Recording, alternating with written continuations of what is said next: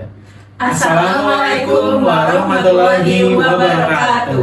Apa kabar Bapak Ibu semua? Semoga Bapak Ibu semua di sini dalam keadaan sehat dan baik-baik ya Ibu semuanya.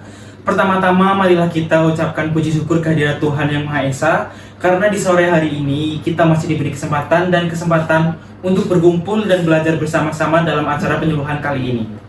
Sebelumnya ada pepatah mengatakan tak kenal maka tak sayang. Maka sebelumnya izinkan kami untuk memperkenalkan diri ya Bapak Ibu semuanya. Sebelumnya perkenalkan, saya Desta dan teman saya Salsa, saya Yesa, saya Syahwa, dan saya Naila. Oke, yang kami hormati Bapak Kepala Desa Keniten. Selanjutnya yang kami hormati juga Ketua Kelompok Tani Setia Tani dan Bapak Ibu yang berbahagia. Selanjutnya marilah kita berdiri untuk menyanyikan lagu Indonesia Raya. Hadirin kami persilakan untuk duduk kembali. Selanjutnya adalah pada kesempatan kali ini kami akan memberikan informasi terkait solusi dari permasalahan bapak-bapak dan ibu-ibu semua, yaitu mengenai penentuan waktu tanam yang tepat bagi petani untuk memperoleh harga jual yang tinggi. Untuk pemaparan selanjutnya akan dijelaskan oleh saya sendiri. Oke, jadi langsung saja solusi yang pertama yaitu mengamati harga pasar. Mengamati harga pasar dapat dilakukan dengan menetapkan biaya produksi yang mencakup semua biaya bahan baku, tenaga kerja, pengiriman, dan semua terkait dengan proses produksi. Yang kedua, persaingan pasar diperhitungkan dengan produk serupa yang ditetapkan lebih rendah untuk dapat bersaing, serta para petani tidak memasang harga terlalu tinggi dan nilai produk yang dijual. Kita juga harus menetapkan target keuntungan. Penetapan target keuntungan sangat penting untuk menjaga harga produksi. Namun, penetapan harga keuntungan tidak boleh sembarangan karena akan mempengaruhi penjualan produk yang dilakukan. Nah, selanjutnya solusi yang dapat dilakukan yaitu tentang diversifikasi usaha tani. Sebelumnya, Bapak Ibu sudah paham belum ya tentang diversifikasi usaha tani? Sudah.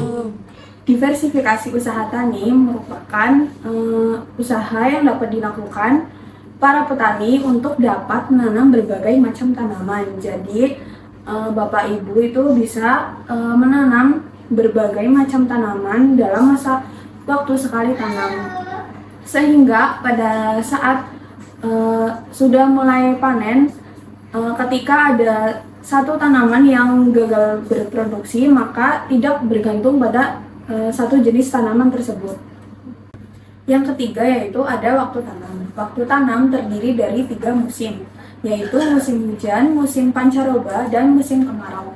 Musim hujan biasanya terdiri dari bulan Desember, Januari, Februari, Maret, April, dan Mei. Pada musim hujan, air dapat tercukupi, namun sinar matahari kurang. Kemudian rawan terkena penyakit atau jamur, hama, dan gulma. Selanjutnya musim hujan itu kurang cocok untuk dijadikan waktu panen tanaman buah karena mengurangi rendaman dan rasa pada buah tersebut. Kemudian yang kedua yaitu musim pancaroba. Musim pancaroba pasti tidak asing lagi bagi bapak-bapak dan ibu-ibu. Musim pancaroba merupakan musim peralihan dari musim hujan ke musim kemarau. Biasanya musim ini terjadi di bulan Juni, Juli, dan Agustus. Pada musim pancaroba, matahari bisa full tetapi masih sering hujan, jadi masih panas tapi itu masih sering terjadinya hujan. Kemudian resiko terserang penyakit hama dan gulma pada musim pancaroba itu ringan. Kemudian cocok dijadikan musim tanam maupun musim panen. Untuk tanaman yang ditanam pada musim pancaroba itu ada padi, cabai, tomat, timun, terong, dan juga ada semangka. Baik Bapak Ibu, selanjutnya ada musim kemarau. Musim kemarau ini ditandai dengan curah hujan yang rendah dibandingkan dengan musim lainnya dan cuaca yang panas. Nah, biasanya musim kemarau ini terjadi sekitar pada bulan September, Oktober, dan November. Pada musim ini, pertanian akan banyak bergantung pada stok air dari bendungan maupun dari sungai. Tanaman juga akan minim terserang penyakit, hama, dan juga gulma. Nah, Bapak Ibu tahu nggak sih tanaman yang cocok untuk dibudidayakan pada musim kemarau ini? Nah, tanaman yang cocok untuk dibudidayakan pada musim kemarau ini ada jenis umbi-umbian dan sayur-sayuran. Contohnya itu ada jagung, ubi, tomat, singkong, kentang, dan kacang hijau. Oke Bapak Ibu semuanya, sekarang kita bakal belajar bersama solusi terakhir yang bisa Bapak Ibu lakukan ya. Yang pertama itu ada, yang terakhir maksudnya, yaitu kontrak kerjasama dengan pengepul atau penjual. Jadi sebetulnya Bapak Ibu yang tergabung dalam kelompok tani ini punya hak istimewa atau kalau anak muda bilang itu privilege. Jadi hak istimewanya ya kelompok tani ini bisa memfasilitasi Bapak Ibu semua untuk menjalin kerjasama dengan pengepul maupun pembeli. Nah manfaatnya apa? Manfaatnya kalau semisal waktu panen ternyata harganya nggak menentu atau Bapak Ibu bilang tuh nggak bisa memprediksi harga hasil pertanian, dengan kontrak ini maka itu bisa menjamin hasil panen itu pada harga yang menguntungkan karena sudah dilakukan kontrak sebelumnya kayak gitu. Apakah bisa diterima Bapak Ibu semuanya?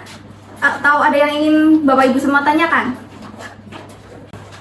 Oke Bapak Ibu semuanya, ini beneran gak ada yang mau ditanyakan ya Bapak Ibu? Kalau misalnya udah nggak ada, apa kita cukupkan saja teman-teman? Baik.